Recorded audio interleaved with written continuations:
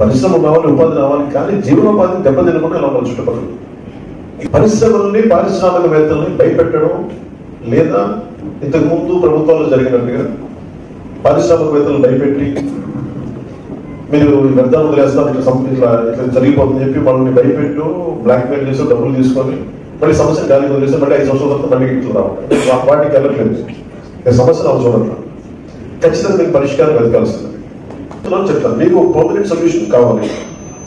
మన ఊళ్ళు వదులుకొని, మన వాటిని వదులుకొని మనం వెళ్ళకూడదు, ఇక్కడే ఉండాలి. కానీ ఎంత ఈ పొల్యూషన్ కి మనం తగ్గించబడదా, ఏం చేయాలి, ఎలా చేయాలని దాని గురించి నేను అవగాహన చేసుకోవడానికి ఒక రిపోర్ట్ అడుగుతాను.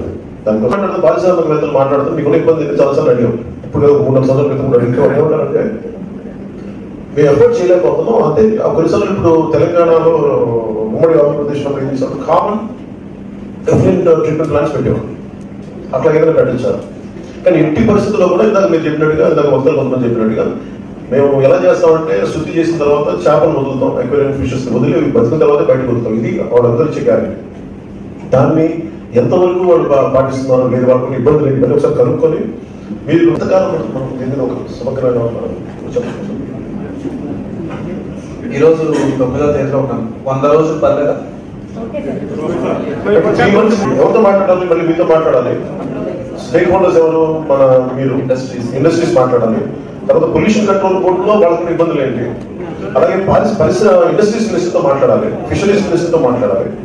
ఇంతమంది స్టేక్ హోల్డర్స్ ని కోఆర్డినేట్ చేసి ఇప్పుడు ఎప్పుడైతే మనం స్టార్ట్ చేసామో, ఇప్పుడు రాజప్ గారు చెప్పినట్టుగా మళ్ళీ మిగతా కూడా వస్తాయి. సో వీటన్నిటిని పెట్టుకొని ముందు ఒక ఫస్ట్ లేయర్ సొల్యూషన్ ఎదగడానికి ఒక ప్లానింగ్ పట్టుకు రావడానికి, ఇంక్లూడింగ్ ఉద్యోగాలు కావచ్చు, మనకి కాంపెన్సేషన్ కావచ్చు, స్కిల్ డెవలప్మెంట్ కావచ్చు, కామన్ ఫ్రీ ట్రీట్మెంట్ ప్లాంట్ కావచ్చు, అలాగే ఉప్పాడ తీర ప్రాంతం రక్షణ కావచ్చు. వీటన్నిటికీ నేను పంపించాను తీర ప్రాంతానికి హోమ్ మినిస్టర్ గారికి. మళ్ళీ ఢిల్లీ కోసం నేను రికమెండ్ చేశాను.